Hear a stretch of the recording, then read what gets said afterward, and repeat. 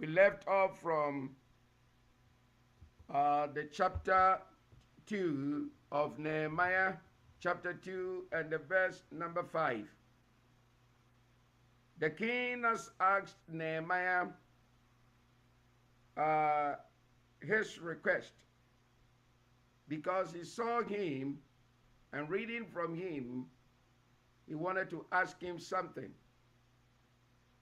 And the Bible declared how Nehemiah used the word so. I love the word so in every way. Sometimes people want to give unnecessary remarks and verbiage that he could have saved it and be straight to the point.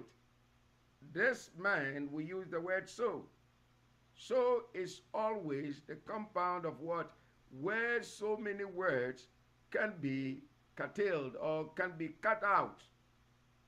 And then you go straight to the point. He says, so I prayed. So I prayed means that he didn't make any gesture. He didn't make anything that will just bring in this kind of verbiage to know how he was posing, how he threw his hand towards the heaven, or how he knelt down, or he didn't use the word. He says, so I prayed. So the word so reminds us that Christians, we must always be precise. Go straight to the point. And we're going to see how he uses the word so in many. You can see that there were so many things going on behind the scene. But Nehemiah wants to get to the point where he is bringing you and I to. Look at the verse number 6.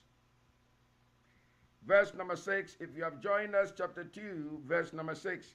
And the king said unto me, the queen also sitting by him. That's in parentheses. For how long shall thy journey be? And when wilt thou return?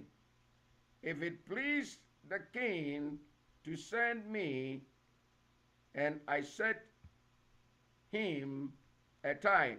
It says, so it pleased the king. I love the word. So it pleased the king to send me, and I set him a time.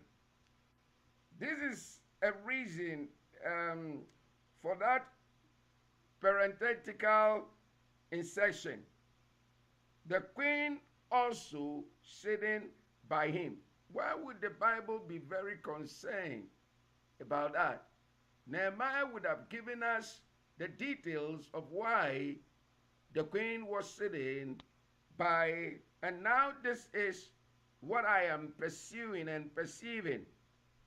Not only was Nehemiah a young man, I think he was a handsome young man with a very good personality.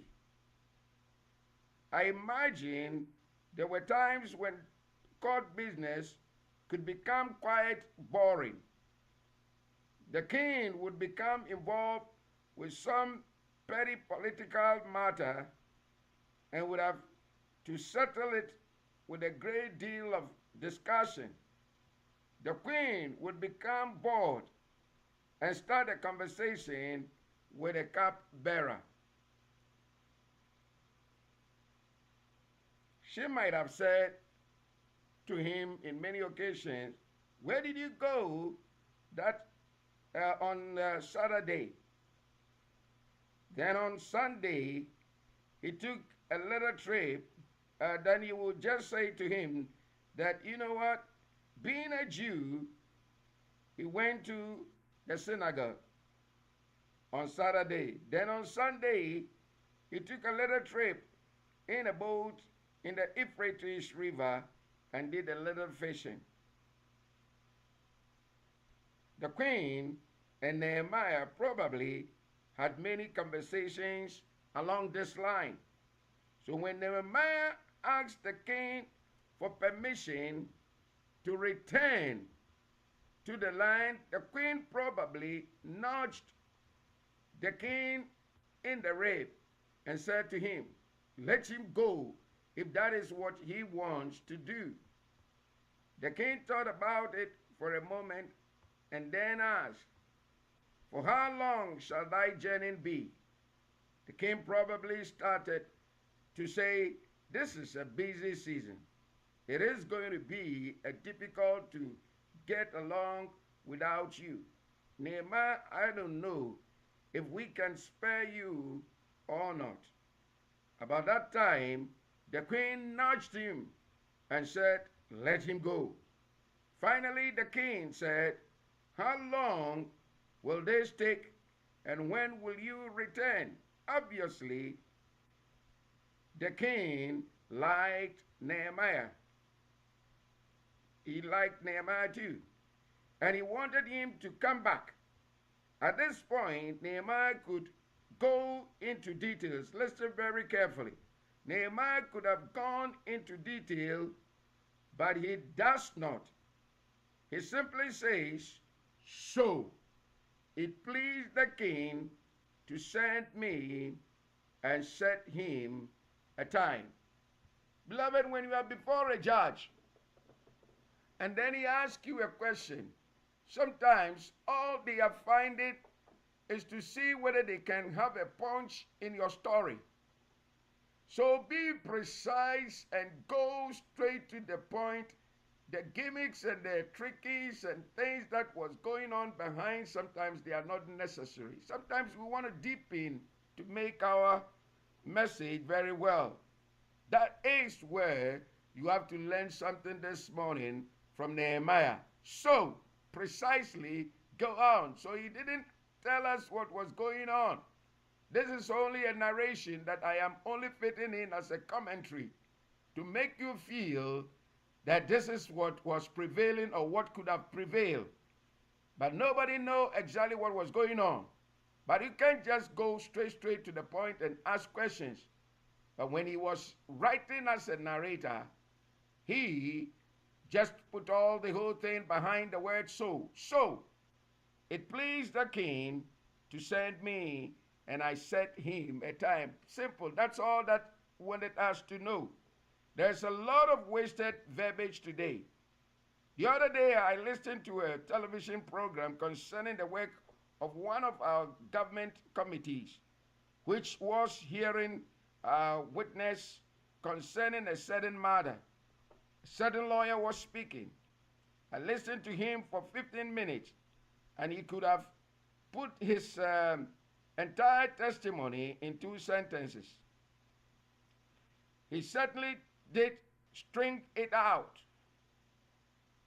He took advantage of the fact that he was appearing before the committee and that he was being televised. He used a great deal of excess verbiage. Nehemiah did not waste words. He got right to the point. I think we are learning something today, that we have to be precise. Don't you know that God knows all the issues that is going on and on in this kind of so that this. No, you use the word so. That means that go straight to the point. What's going on in your family? Lord God, I am praying for my children. This is what is going on. This time they come out from school, this is what happens. It has become so then that God, our relationship is not strong. God build us up in this capacity. So that I will never go into details by telling God exactly from point A, how they get up in the morning and how they will be running around and how they will be. No, God knows exactly what is going on. So what is your problem? The problem must be precise. And so Nehemiah was now printing it out. Verse 7. Moreover, I said unto the king, if it please the king, let us be given me to the governors beyond the river, that they may convey me over till I come into Judah. Nehemiah realized that his trip would be a difficult one through dangerous country. He asked the king for letters of introduction and explanation to the governors along the route, so they could or would give him protection as he traveled through their lands. You remember when Ezra went to Cyrus, Ezra knew he served the living God. And so when he asked him that, how would the journey be? Do you need anything? He said no. Why? Because he felt that God was going to protect him. But right in his heart, he would have preferred to be like the way Nehemiah is doing. So he said that he was ashamed that he could go back and ask the king for protection. He did not. Here is Nehemiah. He said, look, give me a letter of introduction. Let it go ahead of me. That the kings and the governors around this dangerous path that I'm going to tread will cover me up. Or maybe lead me to some point, and then another will also take me from there. And a letter unto Asaph, the keeper of the king's forest, and he may give me timber to make beam for the gates of the palace, which appertained to the house, and for the wall of the city, and for the house that I shall enter into. And the king granted me according to the good hand of my God upon me. You see, Nehemiah trusted the Lord. But as a government official, he didn't mind asking the king for his official assistance and protection along the route. Now we see Nehemiah review of the ruins of Jerusalem. Look at the verse 9. Then I came to the governors beyond the river, and I gave them the king's letters. Now the king has sent captains of the army and horsemen with me. It looks as if half of the army of Persia accompanied Nehemiah on his journey. God had opened the heart of the king to protect Nehemiah, and he knew that the hand of God was upon him. He went on his journey well protected.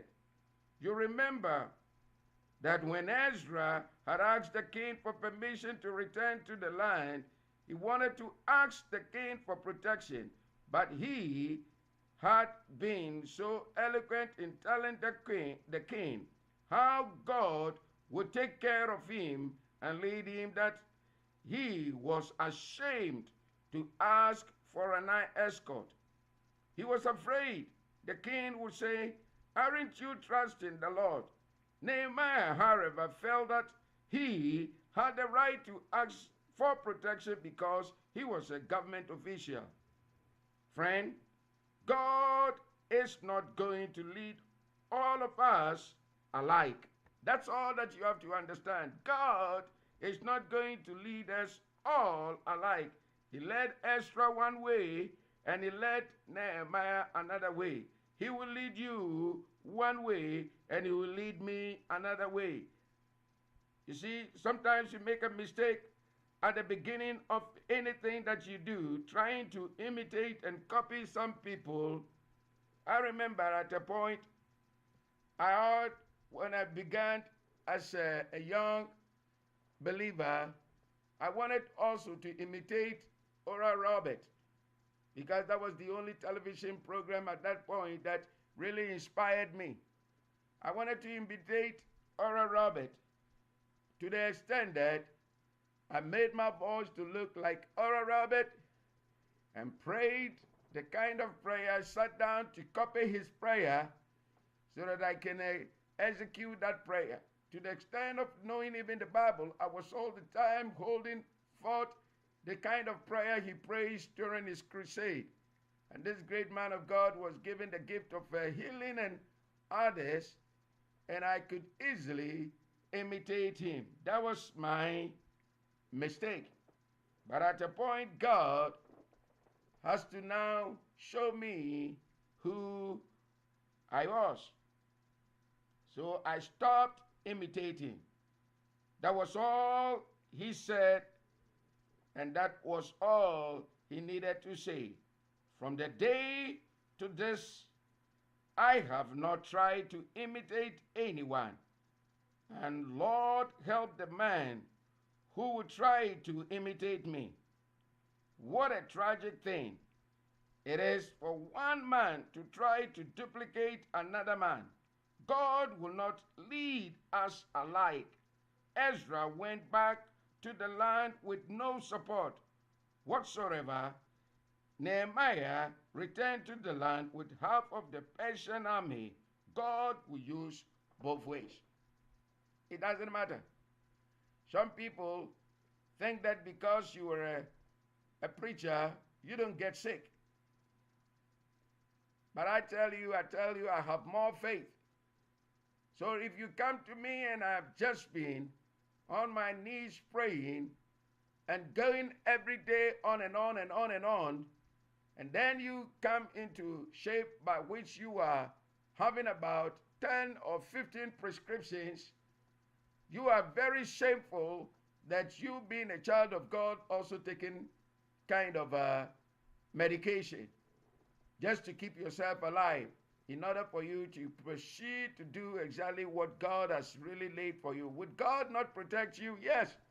God gave the same brains to the doctors to take care of you. But that makes us too ashamed to talk about how God is.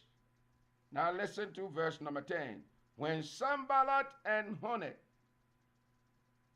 and Tobiah, the servant, the Ammonites, heard of it, it grieved them exceedingly that there was come a man to seek the welfare of the children of Israel. You see, when Nehemiah reached his destination, there was already opposition. There are three fellows we are going to meet. There is the Sanballat, and there is also the Honeth, Tobiah the Ammonite, and Geshem the Arabian, whom we will meet later on. These three men were the enemies of God and his people. They had tried to hinder the building of the temple, and now they want to hinder the rebuilding of the wall. When Nehemiah came with a tremendous entourage of servants and soldiers, everybody in the country heard of it. They wanted to know who in the world he was. They were told that he was a cupbearer to the king of Persia, and that he was coming to help the Jews. When that word got around, the enemy was grieved. They didn't like that. It is always interesting to see how news is received. It usually depends upon who you are, whether news is good or not. The gospel is not good news to its enemy. In fact, it is anything but good news. Listen to the verse 11. So I came to Jerusalem and was there 3 days. In this verse, we note the word so again. Those of you who have just joined us, we are digging into the word so. This man could have really given us so much details within the 3 days, what he ate from McDonald's, what journey that he did, how many people were always assembled around him, and how his plans were going to be. Just even without telling us the details, will tell you exactly what the itinerary on his agenda. The Bible says that, so I came to Jerusalem, and they were there and was there. I was there 3 days. He didn't say anything. The so word is so much important in this. It is this point Nehemiah could have written 2 or 3 chapters about his journey to Jerusalem and the thrilling experiences he had on the way. Instead, he simply says, "So I came to Jerusalem."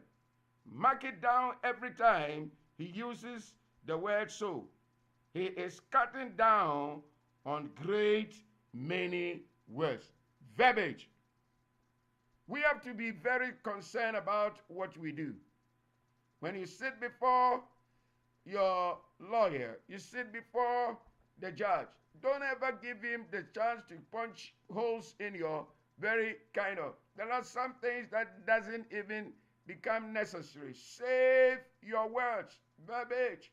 Save your words by punching "so." So when you begin to speak and you talk about "so," you will see that the judge or the defense attorney will start to ask you questions because he didn't get the whole picture about what went on. Don't go back and detail everything until he finds something, because he has something on his record to be able to dig you and call you a liar. You have to be very, very conscious. Being a child of God, we are not built on stupidity. We are built in wisdom. Use the word "so." "So" gives you the chunk of words that have been chewed out. And he chunked them all out, so it could not have any effect. Verse 12, "And I rose in the night, I and some few men with me.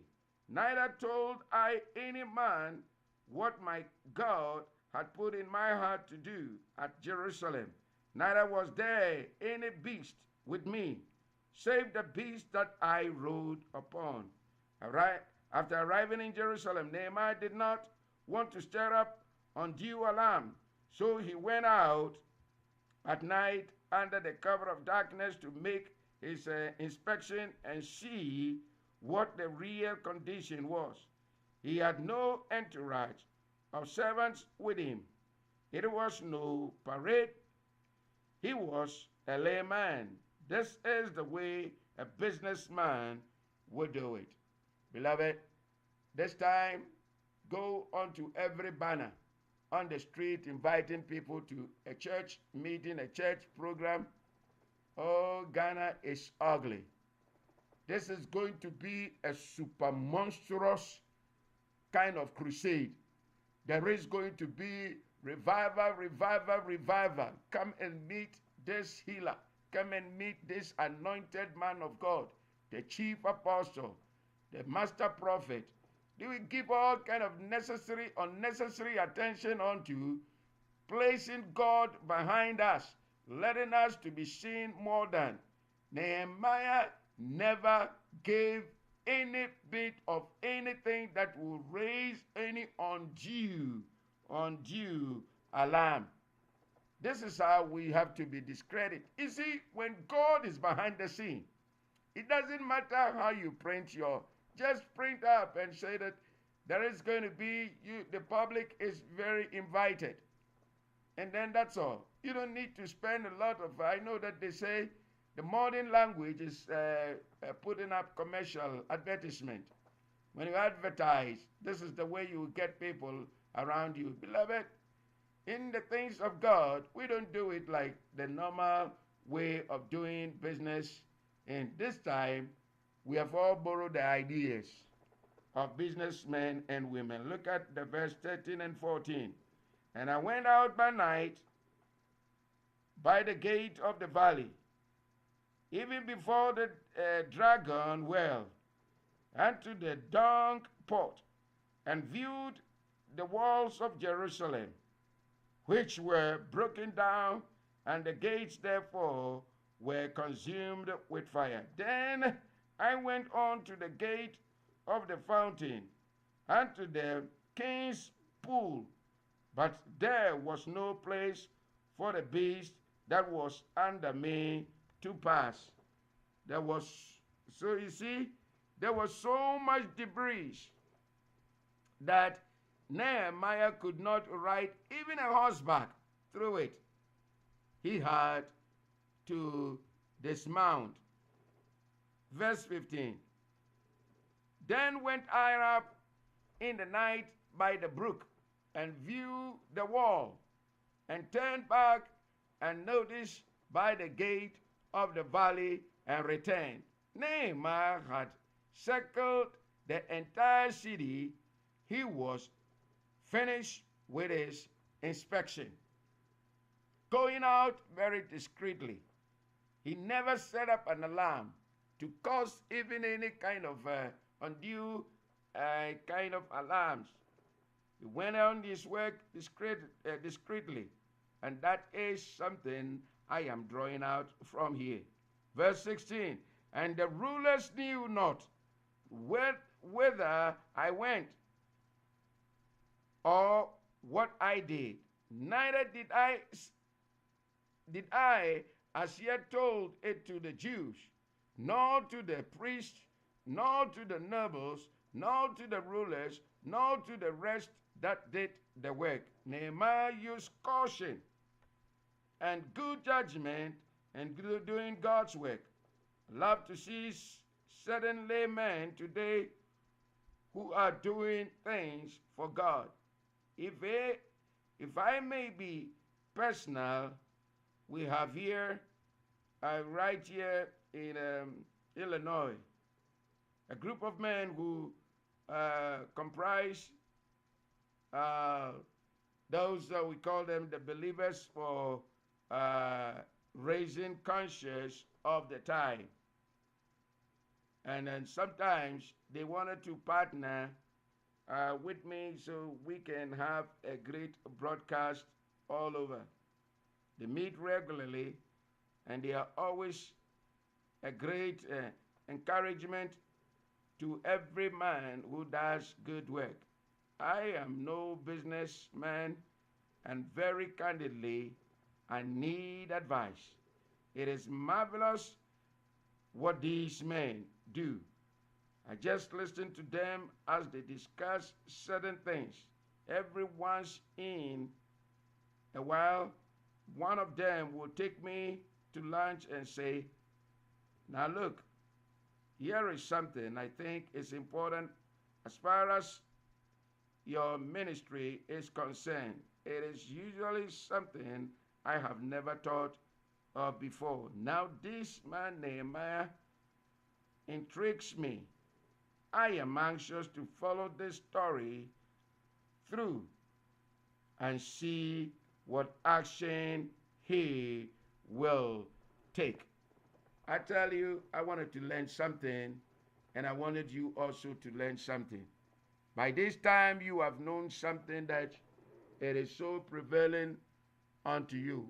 He has told us plans of how to execute things that you label it for the Lord. You do not go on wasting your energy explaining certain points. You don't go in revealing your plan and articulate them onto some other areas.